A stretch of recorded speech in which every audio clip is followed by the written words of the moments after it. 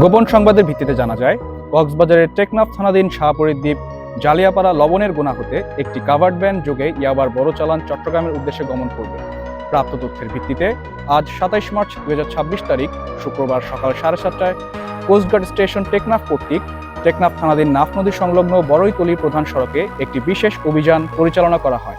অভিযান চলাকালীন উক্ত এলাকায় একটি সন্দেহজনক কাভার্ড ভ্যানে তল্লাশি চালিয়ে পাটাতনের নিচে বিশেষভাবে প্রস্তুতকৃত গোপন চেম্বারের ভিতরে অভিনব কায়দায় লুকায়িত অবস্থায় প্রায় ১৬,৫০,০০,০০০ টাকা মূল্যের ৩,৩০,০০০ পিস ইয়াবাসহ এক মাদক পাচারকারীকে আটক করা হয়।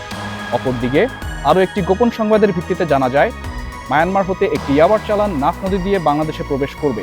প্রাপ্ত তথ্যের ভিত্তিতে বাংলাদেশ কোস্টগার্ড কর্তৃক উক্ত এলাকায় রেডার নজরদারি ও বিশেষ টহল বৃদ্ধি করা হয়।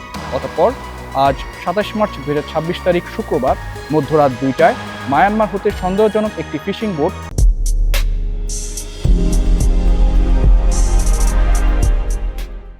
শাহপরীর দ্বীপ গোলারচর সংলগ্ন সমুদ্র এলাকা দিয়ে বাংলাদেশের জলসীমায় প্রবেশকালে কোস্টগার্ড আউটপোস্ট শাহপরী কর্তৃক উক্ত এলাকায় একটি বিশেষ অভিযান পরিচালনা করে বোটটি আটক করতে সক্ষম হয়।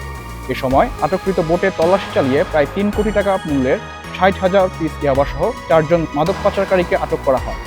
জব্দকৃত ইয়াবা, পাচার কাজে ব্যবহৃত বোট ও কাভার্ড ভ্যান এবং আটককৃত মাদক পাচারকারীদের বিরুদ্ধে পরবর্তী আইনানুগ ব্যবস্থা গ্রহণের কার্যক্রম প্রক্রিয়াধীন।